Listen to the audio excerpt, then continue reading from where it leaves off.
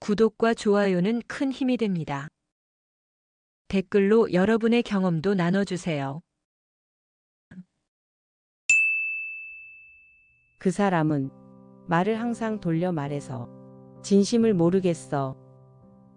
나한테 화난 것 같은데 직접적으로는 아무 말도 안 해. 좋게 말한 줄 알았는데 듣고 나니 마음이 찜찜했어.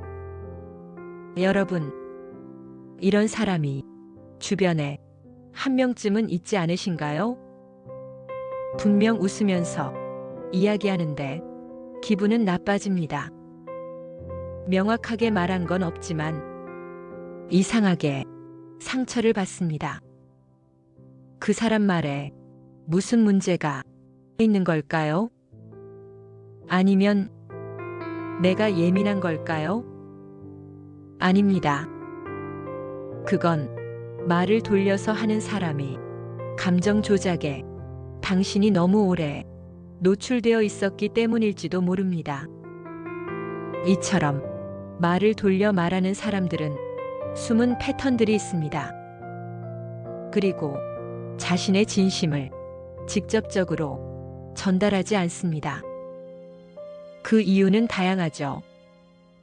자신이 불리한 위치에 있기 싫어서, 직접적인 책임을 피하고 싶어서, 상대가 어떻게 반응하는지 떠보려는 심리작용, 그리고 무의식적으로 상대방의 자존감을 깎아내리려는 의도. 이 모든 걸 감정 회피와 심리적 권력 유지로 요약할 수 있습니다. 여기서 문제는 이들의 말은 명확하지 않기 때문에 오히려 당신이 죄책감을 느끼고 자책하게 만든다는 겁니다. 오늘 영상의 새로운 레시피는 말을 교묘하게 돌려 말하는 사람들의 특징과, 그리고 그런 사람들과 깊게 지내면 안 되는 이유, 마지막으로 중년이 되어 늦기 전에 이와 같은 사람들을 대할 때 조금 더 현명하게 마주하는 중년이 되기 위한 레시피를 만들어 보려 합니다. 교묘한 사람들의 말버릇 5가지. 내가 꼭 이런 말 하려는 건 아닌데.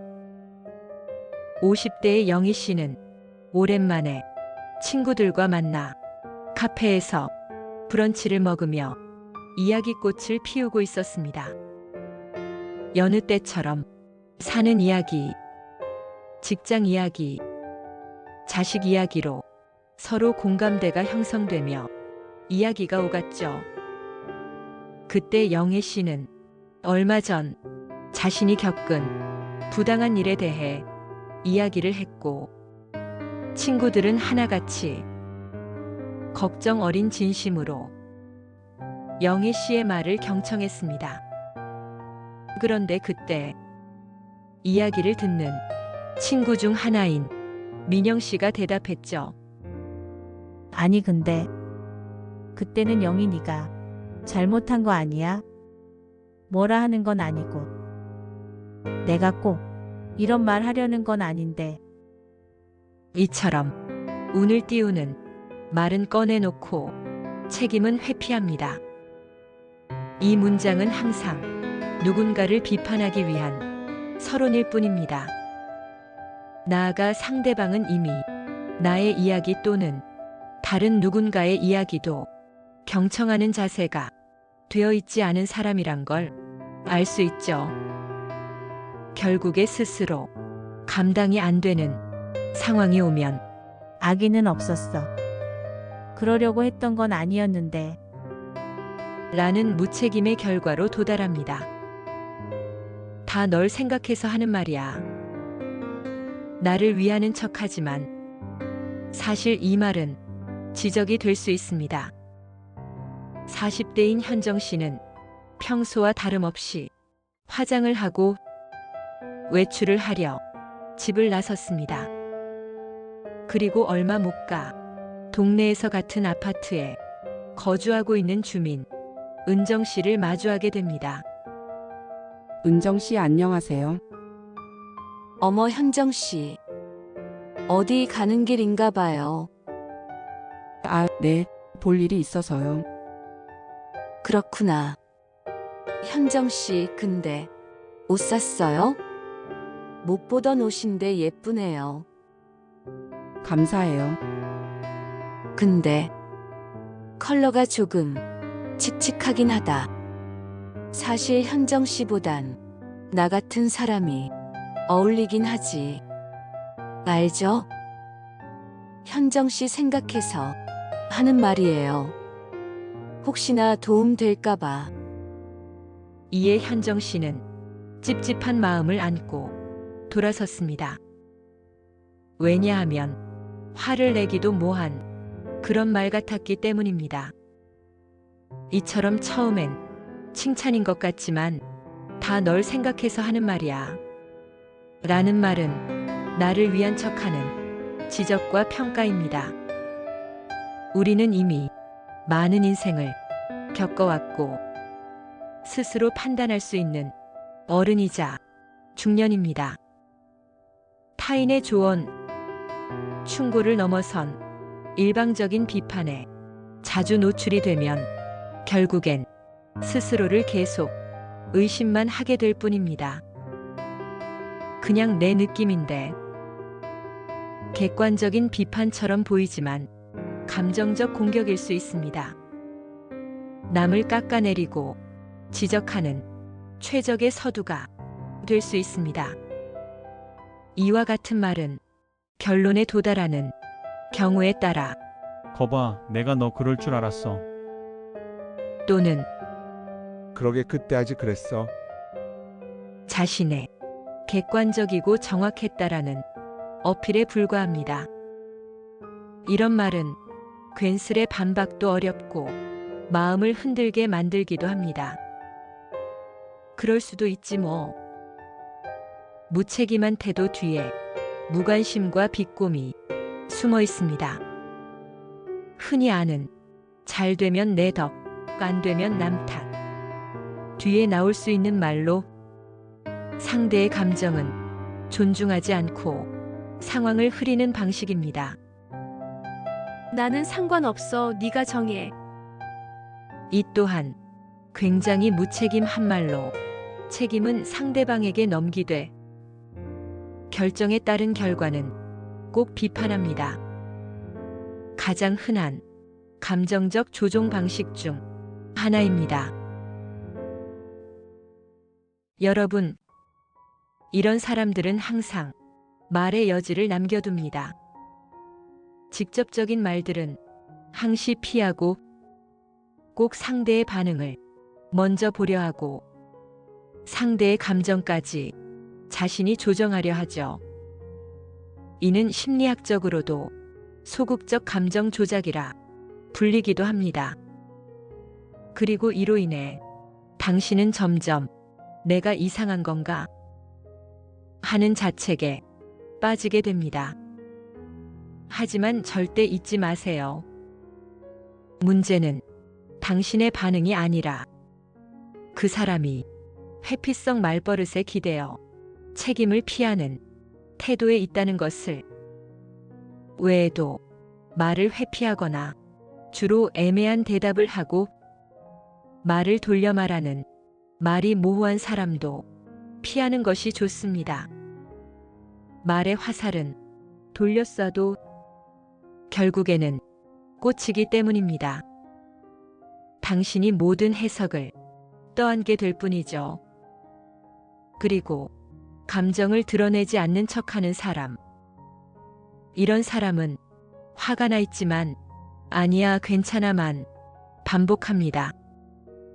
종종 상대방은 예민한 사람 취급을 받게 되기도 하고 장소 또는 상황에 따라 분위기도 저조하게 만들죠. 그렇다면 우리는 이런 사람을 마주쳤을 때 할 수 있는 일이 무엇이 있을까요? 먼저 상대방의 말의 의도를 반복해서 묻지 마세요. 해석은 당신의 몫이 아닙니다. 그리고 대화에 앞서 감정의 기준을 상대가 아닌 나에게 두어야 합니다.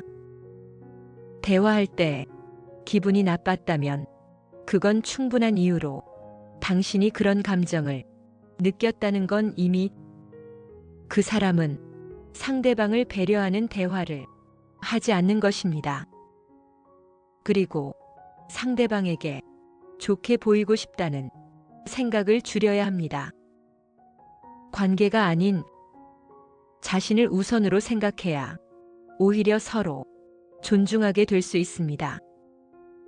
그리고 절대 대화가 아닌 힘겨루기로 흘러갈 때는 멈춰야 합니다. 계속 대화해봐야 당신만 지치기 때문이죠. 이처럼 말이라는 것은 가벼울 수 있지만 그 말이 내 마음에 박히는 순간 무게는 달라집니다. 그 무게를 줄이기 위해 말을 돌려서 하는 사람과는 감정의 거리를 두는 것이 결국엔 나를 지키는 힘이 될 수 있습니다. 악은 종종 말 없는 동의와 명확하지 않은 언어에서 자라난다. 한나 아렌트. 철학자인 그녀는 돌려 말하는 이들이 모호한 태도와 위험성을 말했습니다.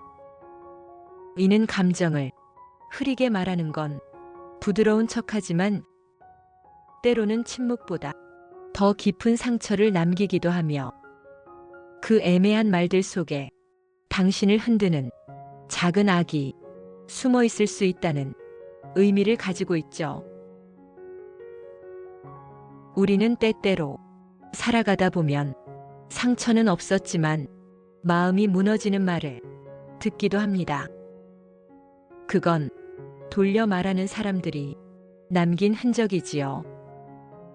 직접적인 상처를 주지 않아도 상대를 헷갈리게 하고 죄책감 속에 빠지게 만들고 말보다 말의 방식이 더 상처가 되는 사람들. 결국 내가 문제였나 싶게 만드는 사람들. 그런 관계에서 가장 먼저 무너지는 건 상대가 아니라 나 자신이었습니다. 하지만 이제는 거리를 둘 줄 아는 힘이 필요합니다. 상대의 말을 해석하느라 내 마음이 피곤하다면 그 관계는 정리할 시점이 된 겁니다.